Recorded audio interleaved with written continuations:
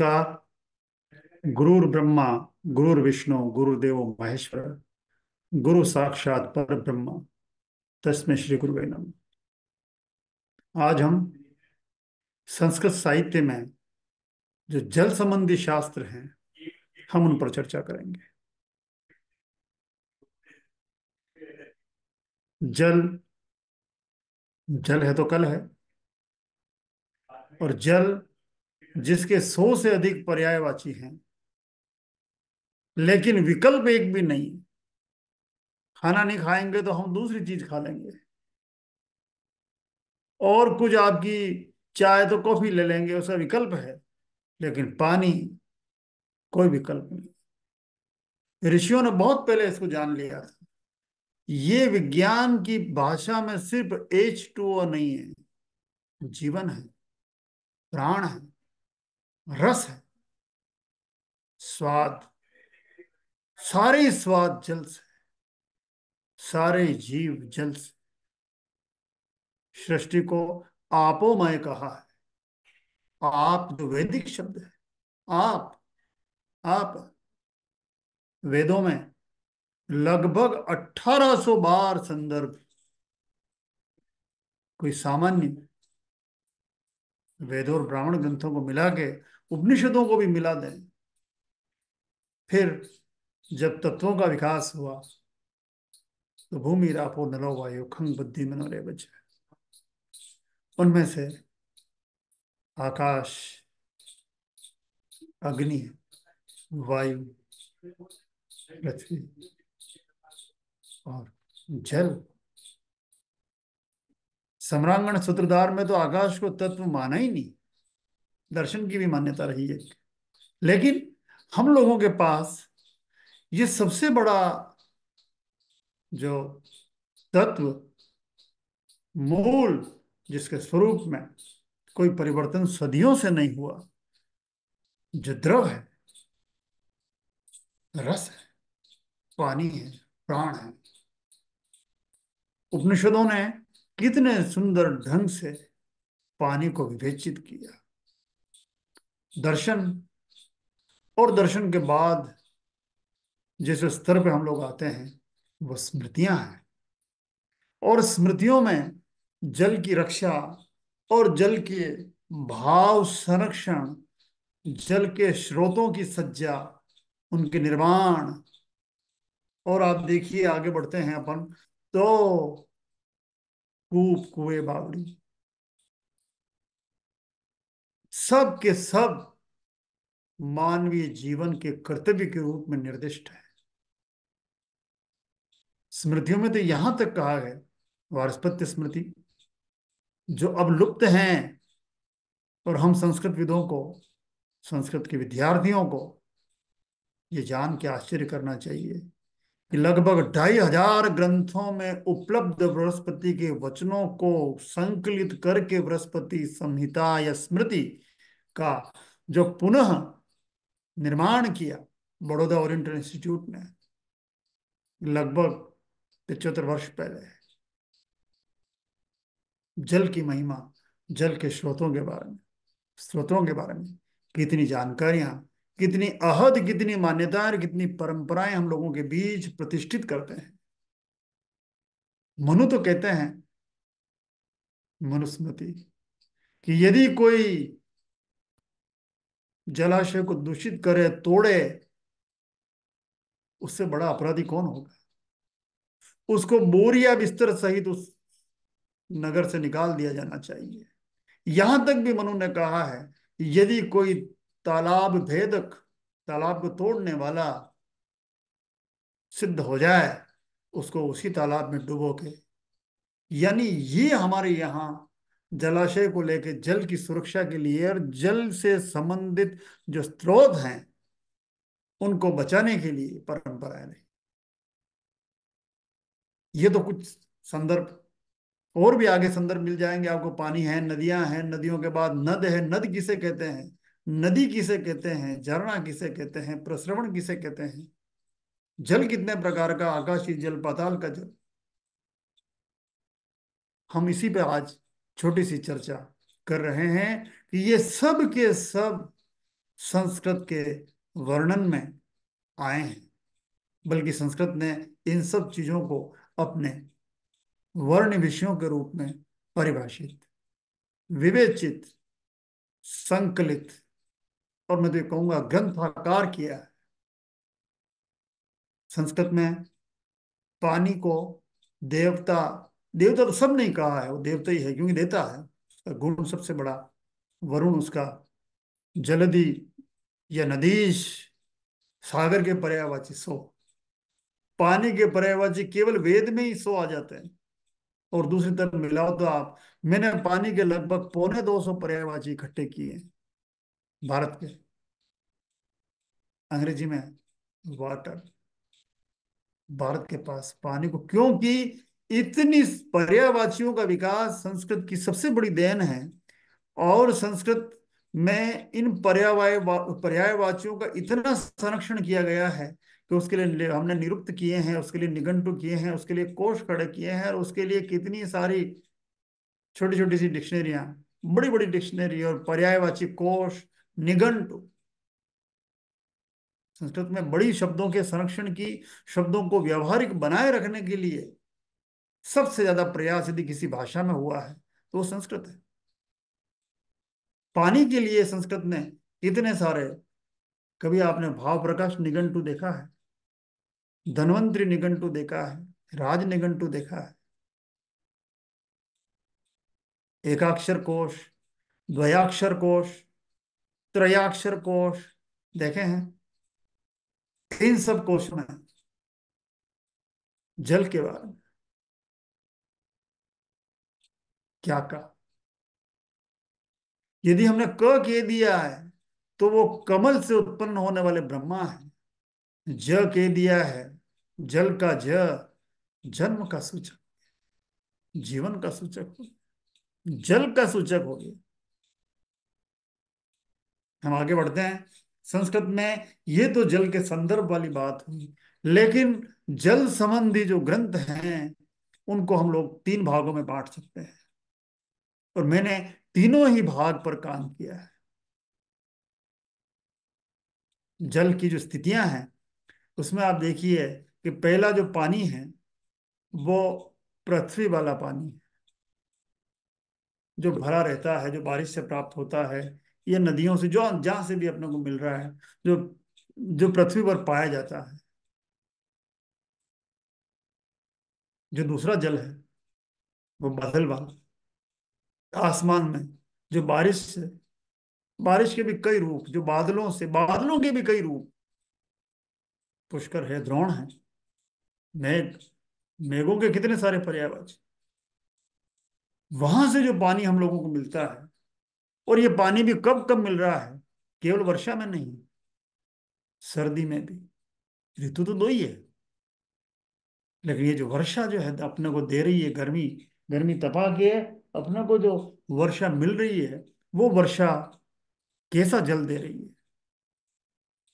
संहिता में, यानी बृहद संहिता, गर्ग संहिता, नारद संहिता, वशिष्ठ संहिता, कितनी सारी संहिताएं हैं, उन सब में कहीं न कहीं हम लोगों के पास जिस जल का ज्ञान दिया जाता है वो मेघ, बादल, वर्षा वाला और वर्षण वाला, प्रावृत वाला। और वो मेघ कैसे बनते हैं, कब बनते हैं, कैसे बनते हैं, कहाँ जाते हैं, किस दिन मेघ बना तो किस कहाँ बरसता है, किस स्थान पर बरसता है, कितने प्रमाण में बरसता है, इन सब का हमारे संहिताकारों ने बहुत ही नपे तुले, लेकिन विस्तार से भी, विस्तार के रूप में वर्णन किया है, जिसको हम लोग मेघमाला कहते हैं। मेघमाला, जिसको हम लोग नारद मुनि के शब्दों में वृष्टि विज्ञान कहते हैं,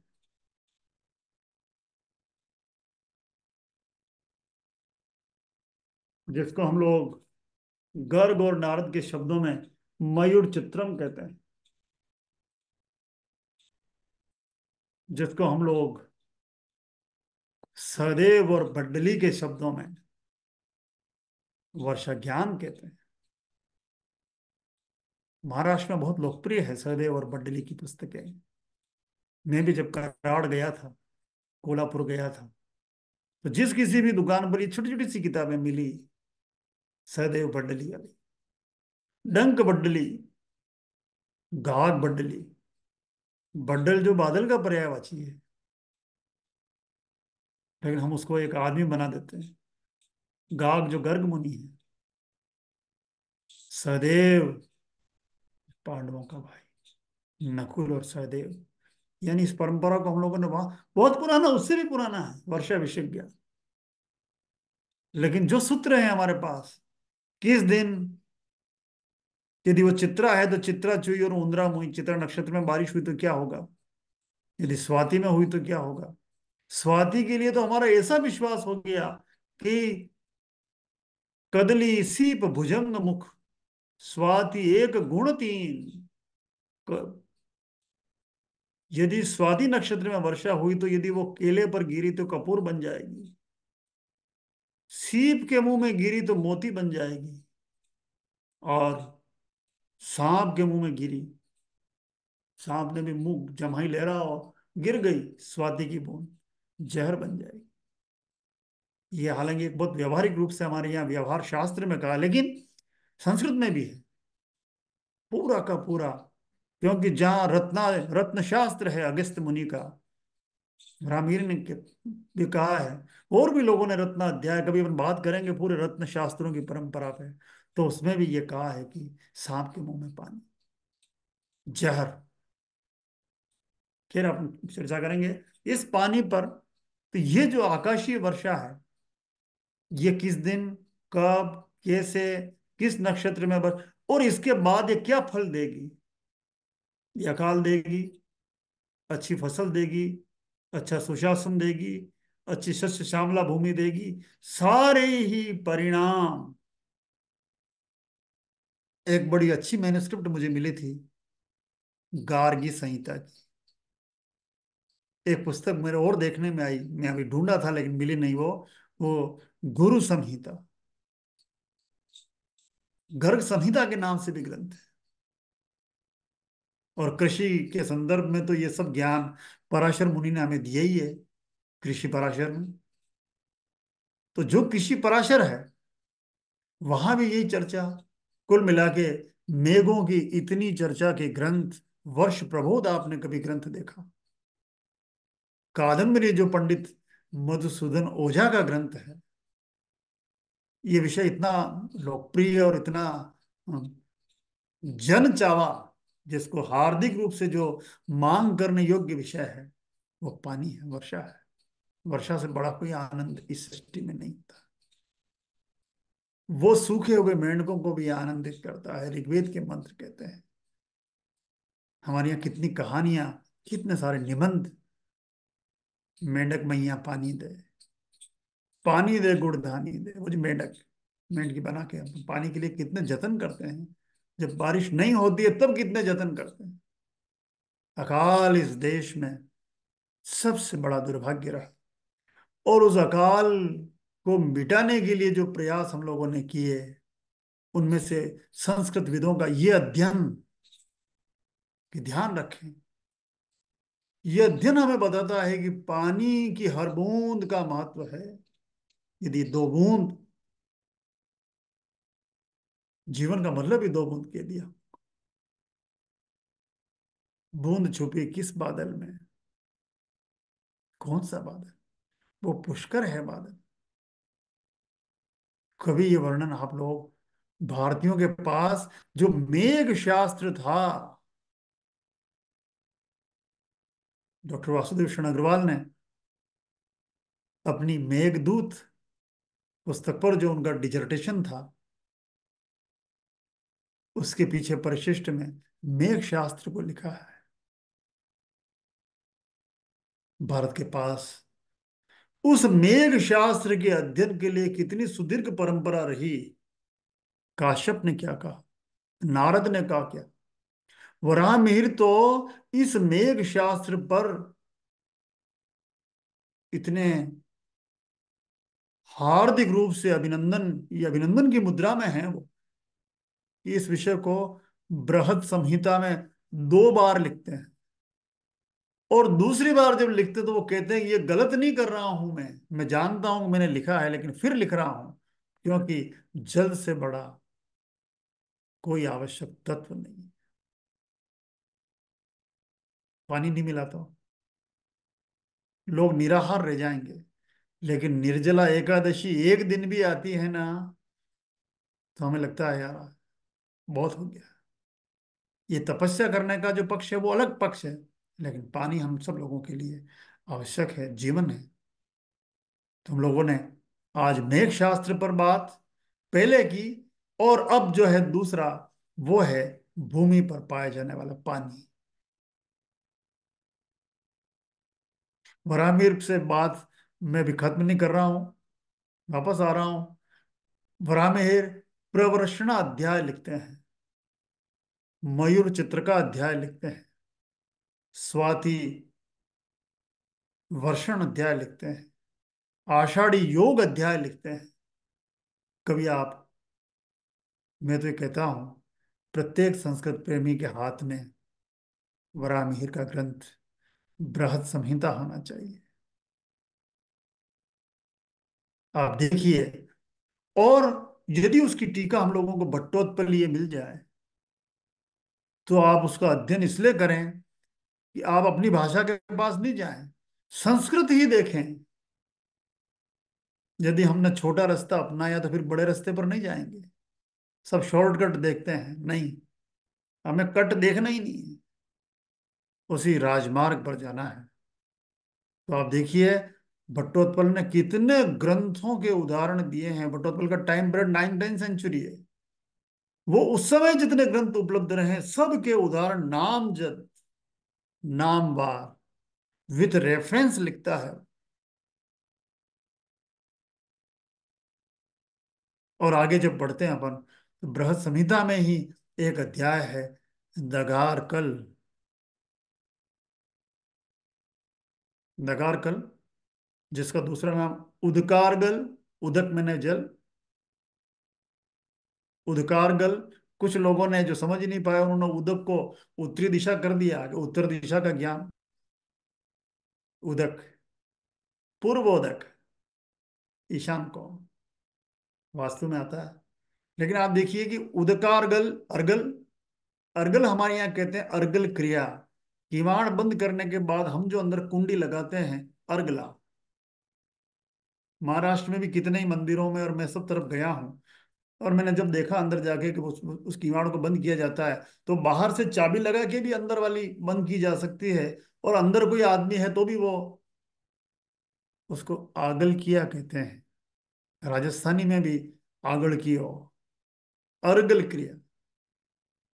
आगल दी कि भागल लगई, भागल और आगल। भागल जो पट्टी ऐसी पूरी आ जाती भागल, और अर्गला जो ऊपर से लग जाती, अर्गल क्रिया, आगे पीछे होने वाली। इसको आप किसी दुर्गा सप्तशती में अर्गला स्त्रोत से मत जोड़ देना, वो भी वही है, खोलने की क्रिया। चाबी शब्द है वहां, चाबी अर्थ आता है कुंजी, कुंजी का स्रोत अलग से भी है।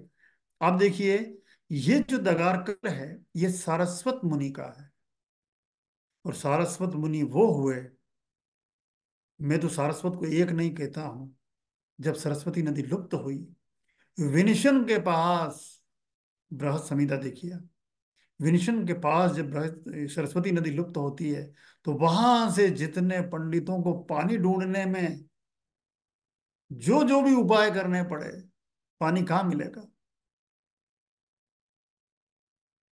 नदियां है नहीं, तालाब है नहीं, कुआं है नहीं, तो पानी कहाँ मिलेगा।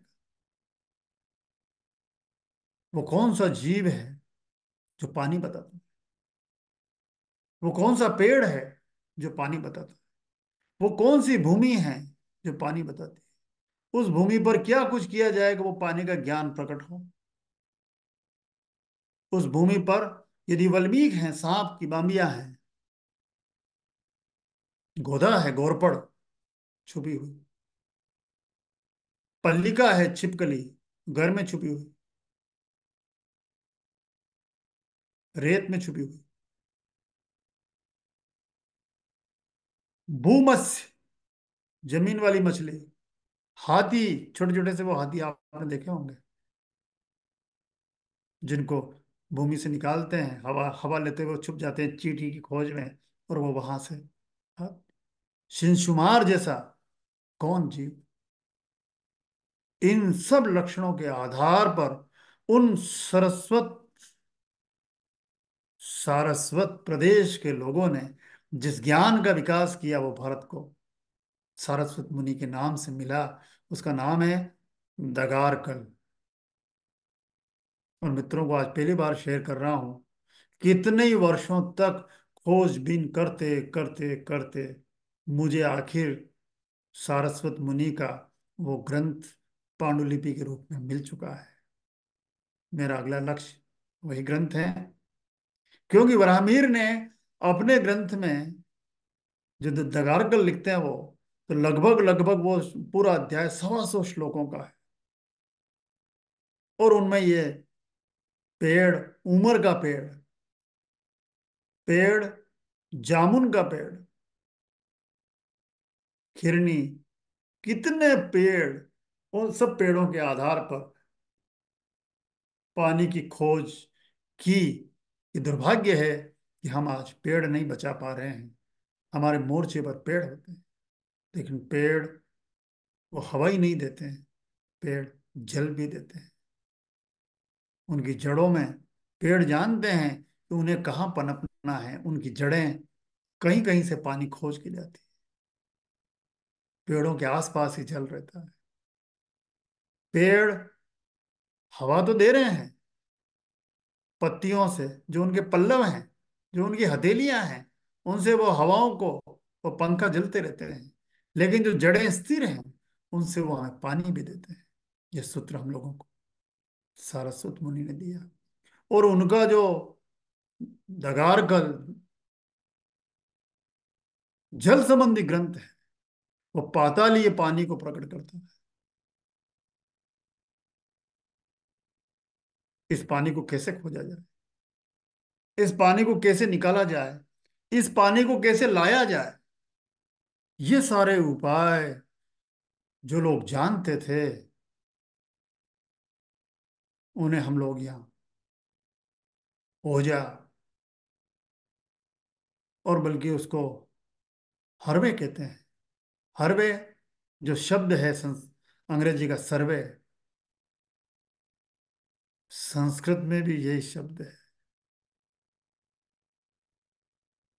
हर यानी शिरा, पानी की शिरा।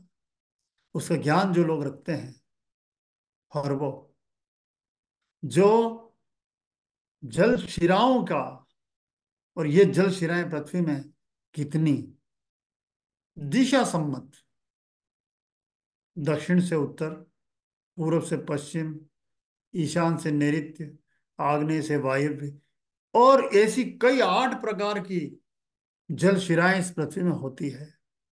और अमीर ने तो इतना तक अध्ययन लिखा है सारस्वत मुनि के आधार पर, कि जो रेगिस्तान है, वहां पर ऊंट पाया जाता है। जैसे ऊंट की गर्दन होती है, वैसे वहां पर जल शिराएं पाई जाती। उस दौर में जब कोई यंत्र हमारे पास नहीं थे, ये कैसे पहचान लिया।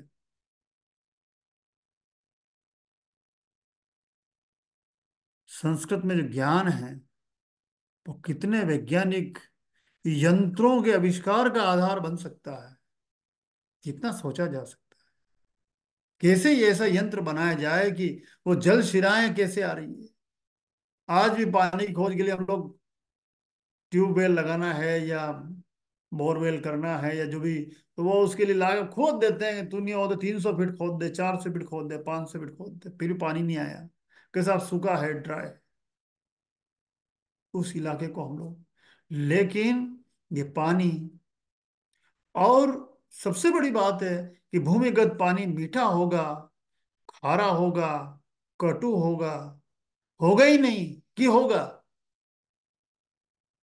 सारे के सारे उस पृथ्वी पर देखकर भविष्यवाणी कर देते थे। ये ज्ञान मुझे ये कहते हुए हर्ष है कि हमारे मित्र और शागिर्द सचिन पुरुषोत्तम बहरे ने, जो कराड़ के हैं, उन्होंने इस ग्रंथ का मराठी में अनुवाद किया है। इस अध्याय का, बृहत संहिता में यह अध्याय है, उसका अनुवाद किया। विमोचन में हम थे कराड़। आप देखिए कि इस ग्रंथ का, यानी इस चैप्टर का गुजराती में अनुवाद, इसका कन्नड़ में अनुवाद, तमिल में अनुवाद, और संस्कृत में अनुवाद का श्रेय सबसे पहले भट्टोत्पल को है, 9वीं 10वीं शताब्दी।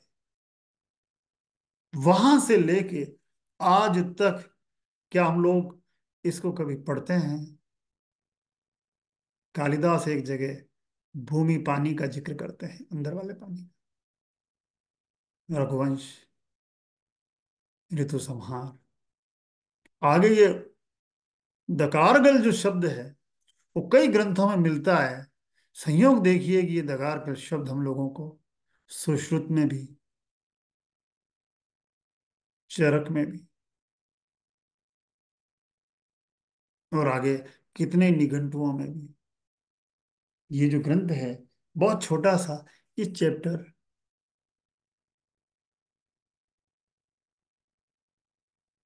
भूगर्भ जल शास्त्र, भूगर्भ जल ज्ञान शास्त्रम, ये छोटे से चैप्टर का अनुवाद कई लोगों ने काम किया है इस पर।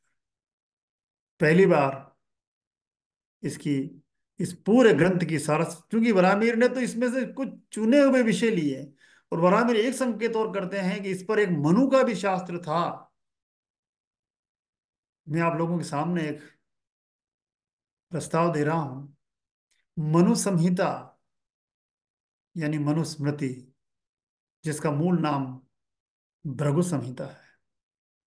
और मनु के जो श्लोक, मनु के नाम से जो श्लोक वरामीर ने उद्धृत किए हैं, या उनको आर्या जैसे छंदों में बदला है, बदल के लिखा है, वो श्लोक किस ग्रंथ में है? इस मनुस्मृति में तो नहीं है। वरामीर के टाइम में, वरामीर का निधन जो है वो 587 ईस्वी में, 587 AD में हुआ है। जैसा कि शंकर बालकृष्ण दीक्षित की भारतीय ज्योतिष जैसी पुस्तक हम लोगों को बताती है, जो पूना के थे। आगे बढ़ते हैं अपन। तो दोनों, वो सारस्वत और मनु के श्लोकों को भी वो उद्धृत करते हैं। अब ये पहली बार जो सारस्वत का ग्रंथ है मेरे सामने लाने का, वैसे मैं भी इसका अनुवाद कई बार कर चुका हूँ, मेरी कई कई पुस्तकों में इसको यो कईयों लगाया है, लेकिन मेरी इच्छा है कि वो सारस्वत का जो मूल ग्रंथ है, संस्कृत का सबसे बड़ा जल शास्त्र हो सकता है। कोशिश कर रहा हूं मैं। अभी अभी मिल जाएगी वो, तो ये एक बड़ा काम हो जाएगा। तो हम लोग आकाशीय जल और पातालीय जल के बारे में, भूमिगत जल के बारे में बात कर चुके हैं, लेकिन जो भूमि पर है उस पानी पर चर्चा पूरी की पूरी विस्तार की जरूरत है। और उसका आधा काम तो वास्तुशास्त्र का है, पानी को कैसे बचाया जाए, पानी के लिए कैसे जल स्रोत बनाया जाए। यदि छोटा गांव है तो कुई से काम चल जाता, कुई, जिसको संस्कृत में कूपी का कहा है। ये कूपी का शब्द लगभग 1000 वर्ष से हमारे बीच है, यानी कूपी का 1000 साल से हमारे यहाँ बन रही छोटी कुई। सिंधु घाटी देखें अपन सभ्यता के, तो वहां घर घर में कुएं मिलते थे, छोटे छोटे कुएं, कूप। और उसके बाद कुआ शब्द जो है, वो कुआ बहुत समय से हमारे पास कुएं बनते हैं। और कूप शब्द बड़ा पुराना है, कूपम। और इसके जल को हम लोगों ने कोप जल कहा है, कौप जल, कौप्य भी कहा है। भाव प्रकाश और दूसरे निघंटु देखिए।